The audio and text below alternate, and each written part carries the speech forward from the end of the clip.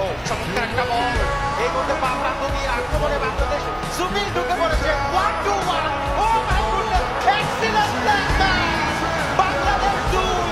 নেপাল 0 চমৎকার একটা counter attack এবং সেটাকে কাজে লাগিয়েছেন সুনীল 2-0 গোলে এগিয়ে গেল বাংলাদেশ এখন মোটামুটি বলা যায়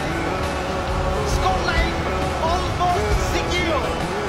আপনি বলছিলেন তাহলে যে এক গোল এগিয়ে আছে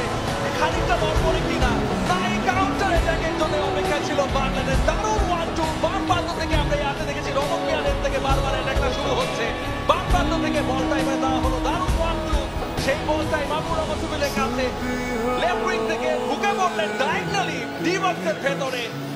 খানিকটা ফেক করলেন গোলকিপারকে দেখা হয়তো ভাবছিলেন যে তার ফার্স্ট বার